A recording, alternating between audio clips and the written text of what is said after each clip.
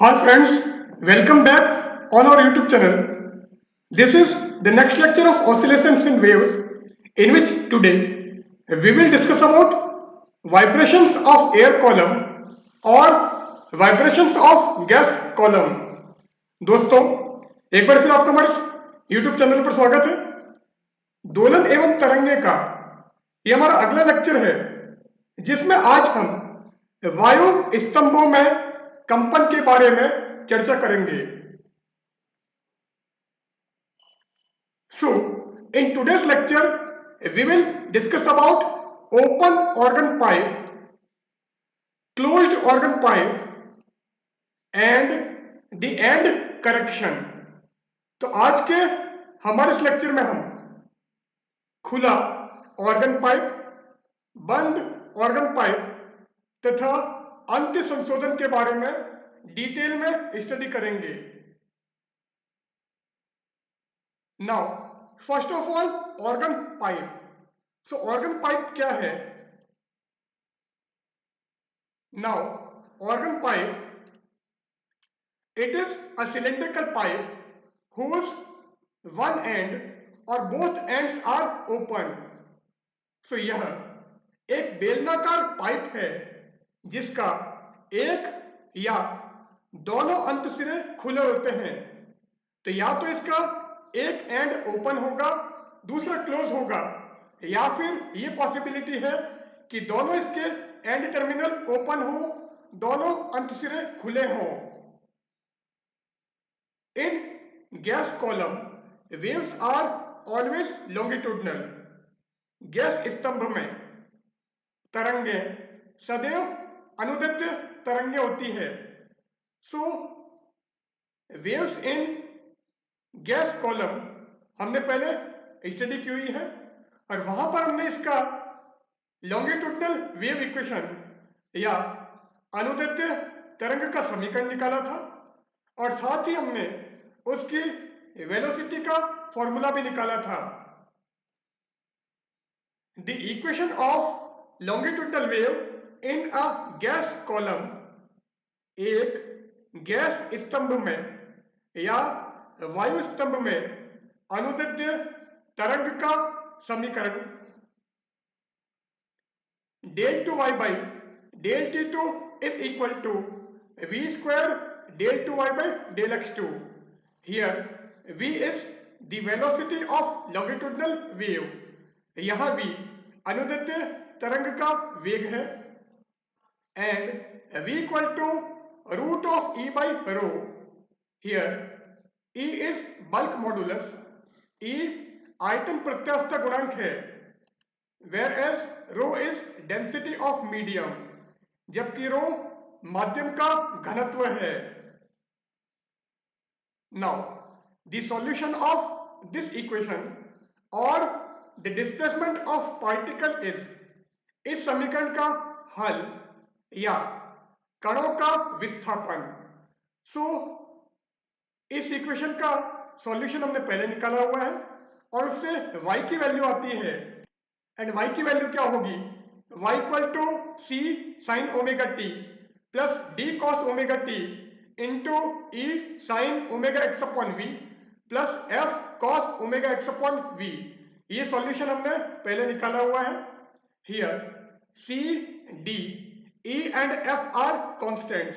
सो classical wave equation का जो हमने जनरल सॉल्यूशन निकाला था या चिरसम्मत तरंग समीकरण का जो हमने हल निकाला था वो y equal to C sine omega T plus D cos omega T into E sine omega X upon V plus F cos omega X upon V था। Now there are two types of organ pipe. Organ pipe दो प्रकार के होते हैं। सो organ pipe की जो boundary condition होगी उस बाउंड्री कंडीशन से हम constant C D E and F की वैल्यू निकालेंगे और उससे हम इसमें जो डिफरेंट मोड्स ऑफ वाइब्रेशन होंगे या विभिन्न कंपन की विधाएं होंगी उसका मान ज्ञात करेंगे।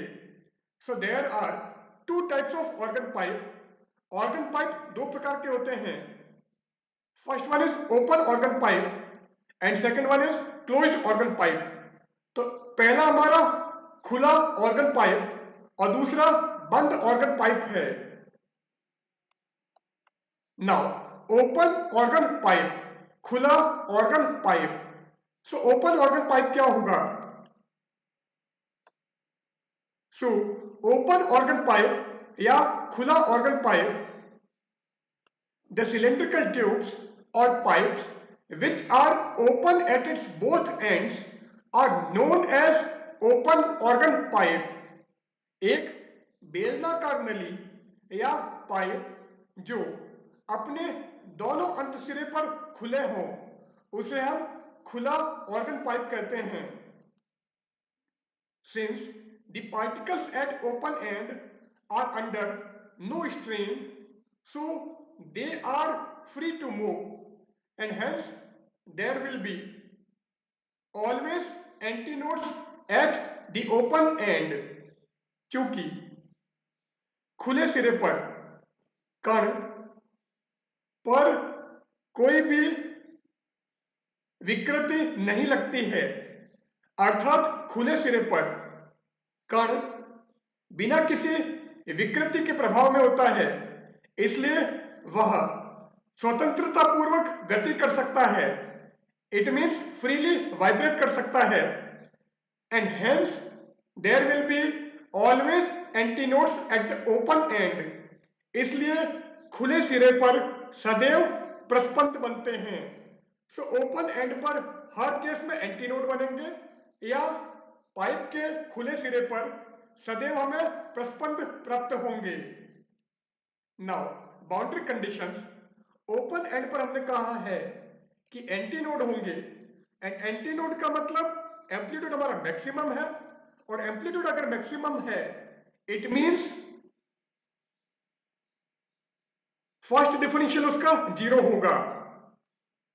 सो at x equal to 0 del y by del x equal to 0 and at x equal to l del y by del x equal to. So pipe हमारा l लेंथ का है। At t equal to 0 y equal to 0। So सबसे पहले t equal to 0 पर लेते हैं। सो अगर t equal to 0 है सो y इक्वल टू 0 होगा। एंड हमारे पास में जो इक्वेशन है वो क्या है? y equal to c sin omega t plus d cos omega t into e sin omega x upon v plus f cos omega x upon v। Now अब ये जो इक्वेशन है यहां पर हम t equal to 0 and y equal to 0 रखते हैं। तो जैसे आप t को 0 एंड y को 0 रखोगे 0 equal to c into 0 plus d into 1 into e sine omega X upon v plus f cos omega X upon v। So इसके अंदर हमने t equal to 0 and y equal to 0 रखा है। तो जैसे आप इसमें t equal to 0 and y equal to 0 रखोगे 0 equal to c into 0 plus d into 1 into e sine omega X upon v plus f cos omega X upon v। क्योंकि sine 0 हमारा 0 होता है एंड cos 0 1 होता है, इसलिए equation हमको ये मिल जाएगी। अब यहां से अगर हम निकालें सो d इक्वल टू 0, तो आप क्या करोगे? इस d को 0 कर दो। जैसे इस d को 0 करोगे y equal to c sine omega t and in bracket e sine omega X upon v plus f cos omega X upon v। Now इस c को हम अंदर लें तो c constant e constant, c into e को नया constant मान लेते हैं। So let c e equal to a। इसी टाइप से इस c को f के साथ में लोगे सो cf जो कांस्टेंट होगा उसको हम b ले लेते हैं। So c e equal to a and cf equal to b। तो जैसे आप ये लोगे y क्या हो जाएगा? y equal to a sine omega X upon v plus b cos omega X upon v into sine omega t। So y की value हमको अब ये मिल जाएगी। अब हमारे पास में दो बाउंड्री कंडीशन है। At x equal to 0 del y by del X equal to 0 and at x equal to l del y by del X equal to 0। So y अभी हमने ये निकाला है। नाउ अगर हम इसका डिफरेंशियल लें so del y by del X क्या आ जाएगा? a साइन का cos omega X upon V, और साथ में ओमेगा बाई वी भी आएगा, प्लस बी कॉस का minus sine, so minus sine omega X upon V into omega by V. तो दोनों टर्म से ओमेगा बाई वी कॉमन आ रहा है, इसलिए इसको हमने बाहर रख दिया, into sine omega T. Now boundary condition at X equal to 0 del Y by del X equal to 0। तो आपको क्या करना है, इस इक्वेशन में x को 0 करो and del Y by del X को 0 करो, तो ये 0 हो जाएगा, ये 1 हो जाएगा, ये 0 हो जाएगा।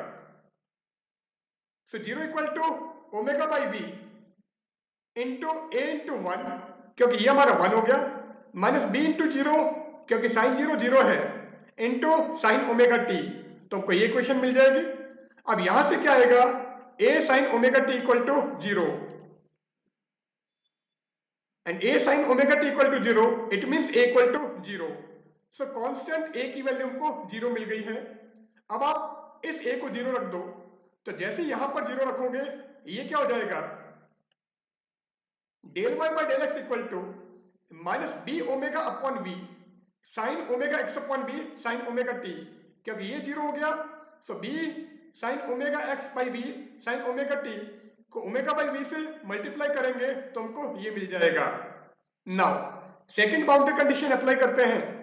सेकंड बाउंड्री कंडीशन थी at X equal to L del Y by del X equal to 0 and del Y by del X हमको ये मिल गया है।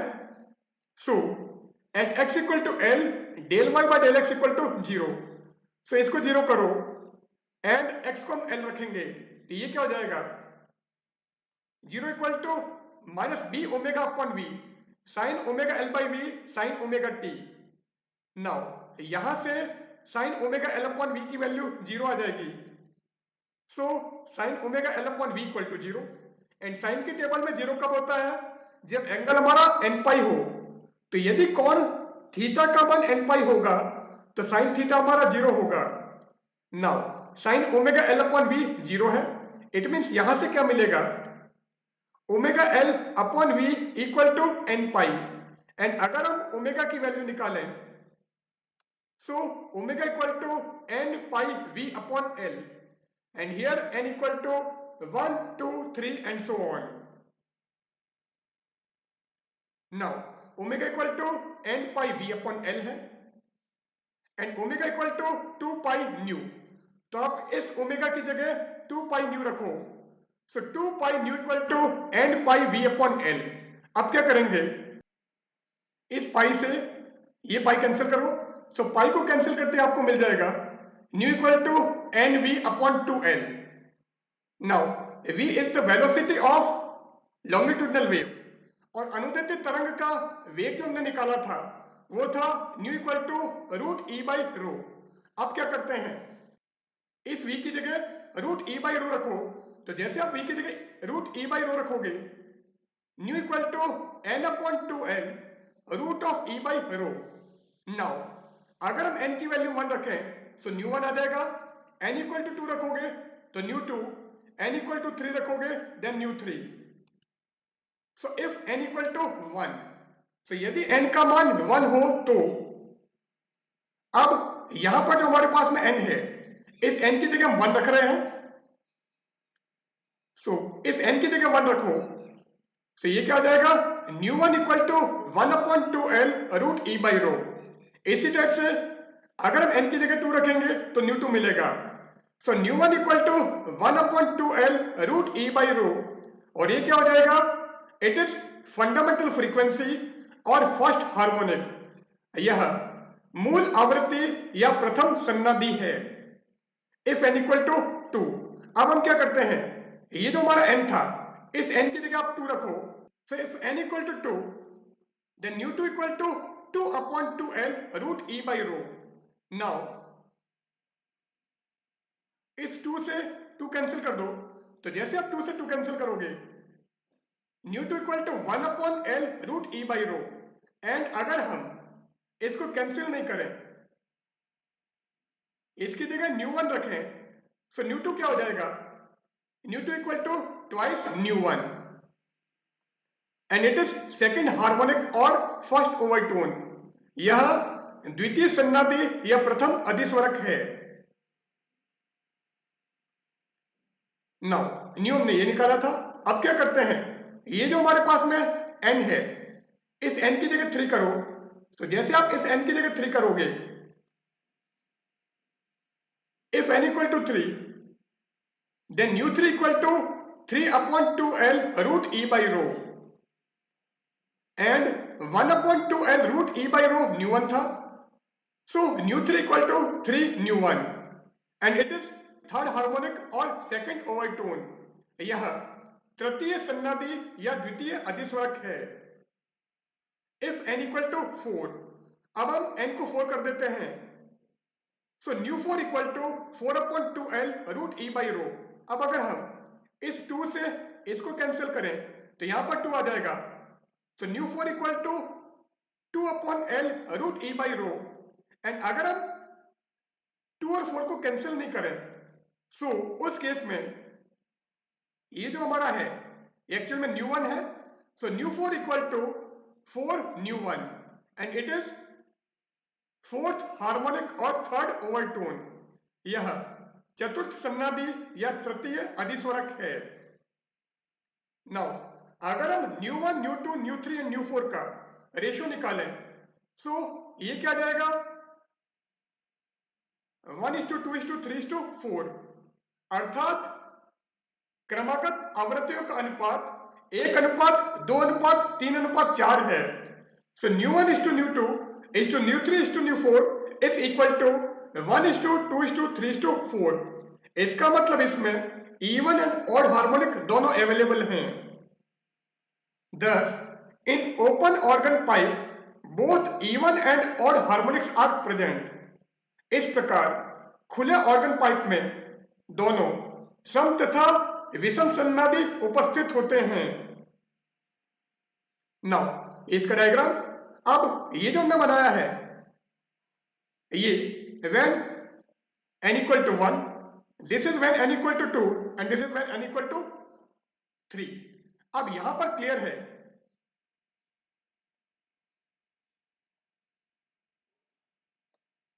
कि ये जो है ये आपकी 1/4 वेव है। इट मीन्स ये क्या हो जाएगा λ/4। और अगर हम नीचे वाले की बात करें तो ये भी हमारा λ/4। इट मीन्स ये दोनों अगर मिलाते हो तो ये आपको क्या मिल जाएगा λ/2, λ/4 ये और λ/4 ये। सो λ/2 अगर आप ये सेकंड वाले लेते हो सो इसमें ये λ/4। अब ये जो वेव है ये हमारी हाफ वेव है, तो ये क्या हो जाएगा λ/2 और ये नीचे वाली वापस λ/4। इट मीन्स ये क्या हो गया ये λ/4 और ये λ/4। सो λ/2 और ये बीच वाला λ/2, इट मीन्स ये क्या हो जाएगा लैम्डा। इसी तरह से हम थर्ड वाली भी देख सकते हैं। सो यही मैंने यहां पर दिखा दिया है कि यहां पर ये λ/4 ये λ/4, सो दोनों मिला के λ/2। This is our fundamental mode या यह मूल कंपन विधा है जिसको हम फंडामेंटल फ्रीक्वेंसी बोल रहे थे। एंड सेकंड हार्मोनिक में ये λ/4 ये λ/4 और ये λ/2। सो λ/4 एंड λ/4 हो गया हमारा λ/2, एंड λ/2 में λ/2 ऐड करोगे सो 2 λ/2, और चाहो तो आप इसको इस 2 से 2 कैंसिल करके लैम्डा बोल सकते हैं। And this is our second harmonic और फर्स्ट ओवरटोन। यह द्वितीय सन्नादी या प्रथम अधिस्वरक है। अब थर्ड वाला केस लें, तो थर्ड वाले में क्या है ये λ/4 और यहां पर ये λ/4, ये λ/2 और ये λ/2। इट मीन्स ये दोनों मिला के हो जाएगा लैम्डा। सो लैम्डा ये हो गया। सो लैम्डा प्लस λ/2, ये लैम्डा और इन दोनों को मिला के λ/2। इट मीन्स ये क्या हो जाएगा 3 λ/2, and it is third harmonic और सेकंड ओवरटोन।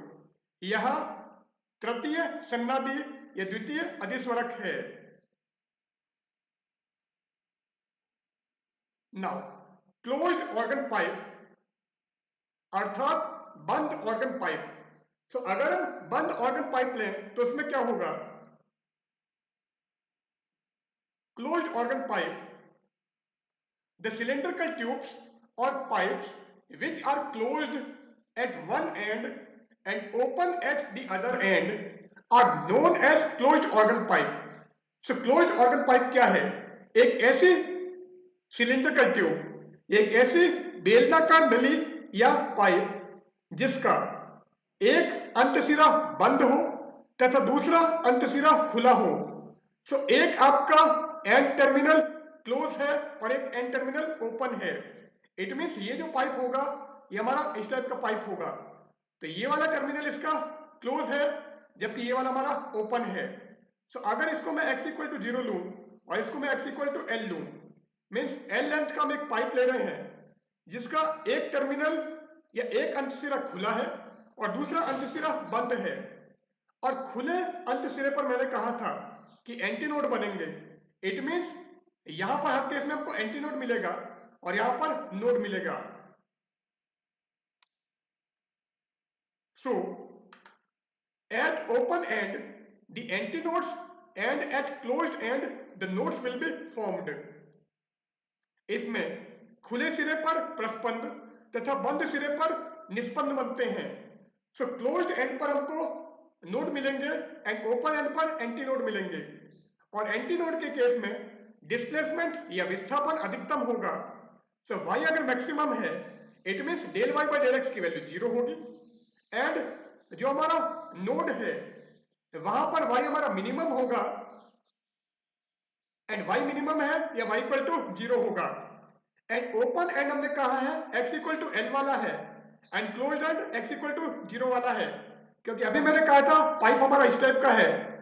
सो ये हमारा x इक्वल टू 0 एंड ये वाला x equal to l। So boundary condition क्या हो जाएगी, x इक्वल टू 0 जहां पर है वहां पर हमको y इक्वल टू 0 मिलेगा, और जहां पर x इक्वल टू l है वहां पर y मैक्सिमम है, और y अगर मैक्सिमम है it means del y by del x equal to 0। So boundary condition हो गई, at x equal to 0 y equal to 0 and at x equal to l del y by del x equal to 0। So at x equal to 0 y equal to 0 and y हमारा a sin omega x upon v plus b cos omega x upon v sin omega t था। आप क्या करोगे, ये जो हमारी equation है इसमें y को 0 एंड x को 0 करते हैं, तो यहां पर 0 और यहां पर 0, तो जैसी वैल्यू रखोगे ये क्या हो जाएगा, 0 equal to a into 0 plus b into 1 sine omega T, क्योंकि साइन 0 की वैल्यू 0 एंड कॉस 0 हमारा 1 होता है। So 0 equal to a into 0 plus b into 1 sine omega t, और यहां से क्या मिलेगा, b sine omega T equal to 0, and अगर आपका b sine omega T equal to 0 है it means b equal to 0। अब हम क्या करते हैं, सेकेंड बाउंड्री कंडीशन हमको लगानी है, एंड सेकेंड बाउंड्री कंडीशन हमारी क्या है, at x equal to l del y by del x equal to 0। So del y by del x हमारा क्या था, del y by del x हमने ये निकाला था। अब इस del y by del x में आप इस b को 0 कर दो, तो जैसे इस b को 0 करोगे del y by del x क्या हो जाएगा, del y by del x equal to omega a upon v cos omega x upon v sin omega t, क्योंकि आपने इस b को 0 कर दिया है, तो ये जो b 0 हो गया उससे हमको ये मिल गया है। Now del y by del x हमने ये निकाला है। अब बाउंड्री कंडीशन है at x equal to l del y by del x equal to 0। So आप इसको 0 करो और इस x को आप l रखो, तो जैसे आप इस x को l करोगे ये क्या हो जाएगा, 0 equal to omega a upon v cos omega l upon v sin omega t। Now यहां से क्लियर है कि cos omega l upon v की वैल्यू 0 आ रही है, एंड ये जो वैल्यू है cos omega l upon v की ये 0 कब आएगी, जब एंगल की वैल्यू हमारी 2 and -1 पाई बाई 2 हो। इट मीन्स ये जो एंगल है ये हमारा 2n-1 π/2 होना चाहिए। So omega L upon V is equal to 2n-1 π/2। Now यहां से ओमेगा हमको मिल जाएगा 2n-1 πv upon 2l and omega 2 pi nu होता है। So 2 pi nu is equal to 2n-1 πv upon 2l। अब क्या करोगे, इस पाई से ये पाई कैंसिल कर दो, तो जैसे आप पाई से पाई कैंसिल करोगे nu equal to 2n-1 upon 4l v। So nu की वैल्यू हमको ये मिल जाएगी। नाउ न्यू हमने निकाला है 2n-1 v upon 4l and v हमारा रूट ई बाई रो है। सो अब आप क्या करोगे, ये जो हमारा v है इस v की जगह रूट ई अपॉन रो रखो। सो न्यू की वैल्यू क्या आएगी, so nu equal to 2n-1 upon 4l root E by rho and here n equal to 1 2 3 and so on.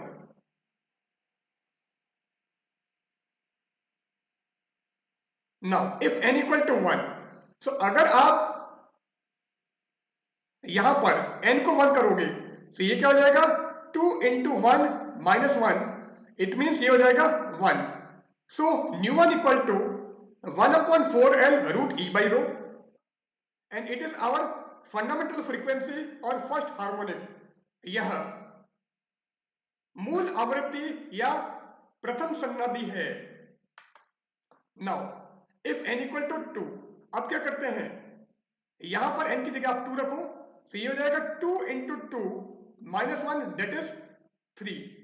So nu 2 equal to 3 upon 4l root E by rho and यहां पर ये जो 1 upon 4l root E by rho है ये हमारा new 1 है। सो अगर आप इसको न्यू 1 रखोगे so nu 2 equal to 3 nu 1 and this is our third harmonic और फर्स्ट ओवरटोन, क्योंकि ये जो हमारे पास में न्यू 2 आया है ये न्यू 1 का 3 टाइम्स है। So this is third harmonic और फर्स्ट ओवरटोन।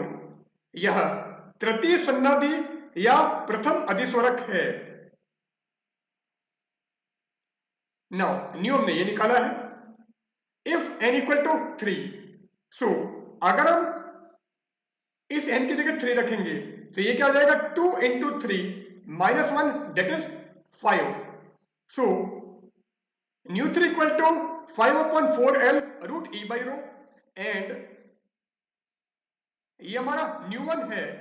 सो अगर इसको हम न्यू 1 करें so nu 3 equal to 5 times nu 1 और ये जो हमको मिल रहा है दिस इज फिफ्थ हार्मोनिक और थर्ड ओवरटोन। यह पंचम सन्नादि या तृतीय अधिस्वरक है। Now if n equal to 4, सो अगर आप यहां पर अब n को 4 करोगे तो ये क्या हो जाएगा 2 into 4 minus 1 that is 7। So nu 4 equal to 7 upon 4l root E by rho और वापस आप इसको न्यू 1 कर दो। So nu 4 equal to 7 nu 1, it means nu 1 का ये 7 टाइम्स आ रहा है। So it is seventh harmonic और फोर्थ ओवरटोन। यह सप्तम सन्नादि या चतुर्थ अधिस्वरक है। नाउ अगर हम न्यू 1 न्यू 2 न्यू 3 न्यू 4 का रेशियो लें, न्यू 1 न्यू 2 न्यू 3 तथा न्यू 4 का अनुपात निकालें तो यार 1:3:5:7। इट मीन्स यहां पर केवल ऑड हार्मोनिक्स अवेलेबल है, इवन हार्मोनिक्स नहीं है। तो यहां पर केवल हमको विषम सन्नादि प्राप्त होते हैं, सम सन्नादि यहां पर उपस्थित नहीं है। So in this case only odd harmonics will be present and even harmonics are absent। तो यहां पर केवल विषम सन्नादि मिलते हैं, सम सन्नादि उपस्थित नहीं है। नाउ अगर हम इसका डायग्राम बनाएं सो ये हमारा फंडामेंटल फ्रीक्वेंसी के लिए ये थर्ड हार्मोनिक और ये फिफ्थ हार्मोनिक, क्योंकि हमने कहा है कि ओपन एंड हमारा फिक्स है, एंटी नोड बनेगा एंड क्लोज एंड पर हर केस में नोड बनेगा। तो चाहे कोई भी केस ले लो, उसमें हर केस में हमारा ओपन एंड पर एंटी नोड है एंड क्लोज्ड एंड पर नोड है। सो यहां पर भी ये एंटी नोड और ये नोड, ये एंटी नोड और ये नोड।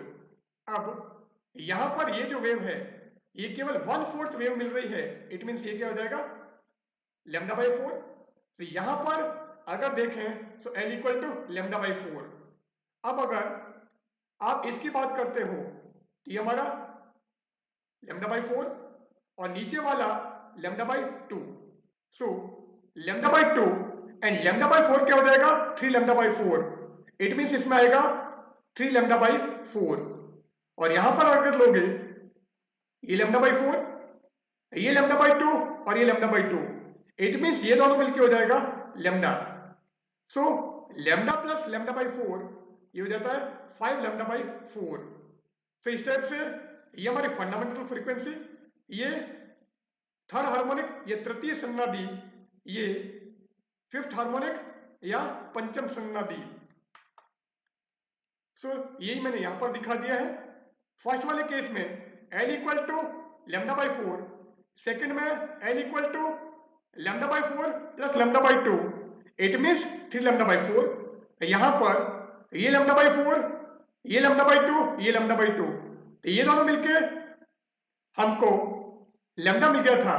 और लैम्डा में अगर हम λ/4 ऐड करेंगे तो ये जाएगा 5 λ/4। अब यहां पर एंटी नोड, ये नोड, ये एंटी नोड, यहां पर नोड। अब बीच में देख लो, यहां पर हमको नोड मिलेगा और यहां पर एंटी नोड। इसी तरह से यहां पर ये एंटी नोड और यहां पर नोड, फिर अल्टरनेट दे दो तो ये नोड, ये एंटी नोड, ये नोड, ये एंटी नोड और लास्ट में ये नोड। ये फंडामेंटल मोड, ये फर्स्ट ओवरटोन, ये सेकंड ओवरटोन, ये मूल आवृत्ति, ये प्रथम अधिस्वरक, ये द्वितीय अधिस्वरक। तो इस तरह से यहां पर केवल ऑड हार्मोनिक्स मिलती हैं, इवन हार्मोनिक्स अवेलेबल नहीं है। तो केवल हमको विषम संनादी प्राप्त होती है, सम संनादी यहां पर उपस्थित नहीं है। नाउ एंड करेक्शन या अंत्य संशोधन। सो एंड करेक्शन में क्या होगा? According to Rayleigh, the antinodes are not formed exactly at the open end of the organ pipe, they are slightly outside। रेले के अनुसार ऑर्गन पाइप के खुले सिरे पर एकदम उसी बिंदु पर प्रस्पंद प्राप्त नहीं होते हैं, वे खुले सिरे से कुछ दूरी पर होते हैं। इट मीन्स अगर हम, ये ऑर्गन पाइप है तो हमने कहा था यहां पर हमको नोड मिलेगा और यहां पर एंटी नोड मिलेगा। अब रेले ने ये कहा है कि एंटी नोड एग्जैक्टली आपको यहां पर नहीं मिलेगा, ये इससे कुछ डिस्टेंस पर मिलता है। तो एंटी नोड जो यहां पर मिलना चाहिए वो यहां पर नहीं मिलकर यहां पर मिलेगा। Because the vibrations of the air particles of column are not restricted to the open end, they reach outside also. क्योंकि वायु स्तंभ में वायु के कण केवल खुले सिरे पर ही बंधे हुए नहीं रहते हैं, वे उससे कुछ दूरी तक पहुंच जाते हैं। सो आपका जो ओपन एंड है, उस ओपन एंड से थोड़ा सा ऊपर हमारे एयर पार्टिकल्स के वाइब्रेशन पहुंच जाते हैं। इसलिए जो हमको पाइप की लेंथ लेनी चाहिए थी L, वो L नहीं रहकर L के अंदर कुछ और ऐड हो जाएगा। Thus, the length of vibrating air column is slightly greater than the actual length of the pipe। इस प्रकार वायु स्तंभ के कंपन की लंबाई पाइप की वास्तविक लंबाई से कुछ अधिक होती है। The distance of antinodes from the open end of the pipe are known as end correction। Pipe के खुले सिरे से प्रस्पंद की दूरी अंत्य संशोधन कहलाती है। सो हमारा ये जो पाइप है और हमने कहा है एंटीनोड हमको यहां पर मिल रहा है, सो एक्चुअल लेंथ तो इसकी ये है, पर एंटीनोड हमारा इससे इतना ऊपर चला गया है, तो ये जो एक्स्ट्रा फैक्टर है it is actually and correction, यह अंत्य संशोधन है। नाउ क्लोज्ड ऑर्गन पाइप, अगर पाइप हमारा क्लोज हो तो क्या होगा? ये हमारा क्लोज्ड ऑर्गन पाइप, यहां पर ये पाइप की लेंथ और एंटीनोड हमको यहां पर मिल रहा है। इट मींस वाइब्रेशन आपका यहां तक पहुंच गया है। सो ये हमारा एंड करेक्शन जिसको हमने ई से डिनोट किया है। सो जो पाइप की लेंथ एल थी वो एल नहीं होकर अब एल नॉट प्लस ई होगी। So L equal to L naught plus E, and according to Rayleigh, Rayleigh के अनुसार E equal to 0.3 D, and D क्या है? D is diameter of pipe, D pipe का व्यास है, and D equal to 2r। अगर pipe की radius r है, इट मीन्स ये जो पाइप का डायमीटर है ये हमारा d, और ये रेडियस का डबल होगा, सो d इक्वल टू 2r।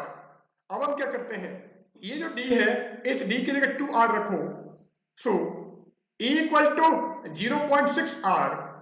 इस E की जगह आप 0.6r रख दो, तो ये क्या हो जाएगा? L equal to L naught plus 0.6r, and nu one हमारा 1/4l root E by rho था, and root E by rho का मतलब V, so nu one equal to V/4l। अब हमको ये जो L है इस L की जगह एल नॉट प्लस 0.6r रखना है, so nu one equal to V/4 into L naught plus 0.6r, so हमको न्यू वन की ये वैल्यू मिल जाएगी। नाउ ओपन ऑर्गन पाइप, खुला ऑर्गन पाइप, ये हमारा ओपन ऑर्गन पाइप। अब यहां पर दोनों साइड से खुला हुआ है, सो जिस साइड में ये खुला होता है वहां पर एंटीनोड और यहां पर भी एंटीनोड, जबकि पाइप की एक्चुअल लेंथ हमारी यहां से यहां तक है जिसको हमने एल नॉट कहा है, और यहां पर भी एंटीनोड थोड़ा ऊपर बनेगा जो ई डिस्टेंस पर है, और यहां पर भी ई डिस्टेंस पर है। सो ये जो एंटीनोड है ये आपका यहां नहीं बनेगा, इसको आप यहां पर दिखाओ। सो ये हमारा एंटीनोड हो गया जो पाइप की लेंथ से ई डिस्टेंस पर है, और यहां पर भी ये ई डिस्टेंस पर है। इट मींस एल क्या हो गया? L equal to L naught plus 2e, and E हमारा यहां पर हमने निकाला है 0.6r, so L equal to L naught plus 1.2r, and nu one equal to V/2l था ओपन ऑर्गन पाइप के केस में, एंड हम L की जगह एल नॉट प्लस 1.2r रख रहे हैं। तो जैसे आप यहां पर L की वैल्यू रखोगे, nu one equal to V/2 into L naught plus 1.2r, so fundamental frequency या मूल आवृत्ति हमको ये मिलेगी। Now here we end our session. In the current session we have discussed about open organ pipe, closed organ pipe and end correction. So goodbye.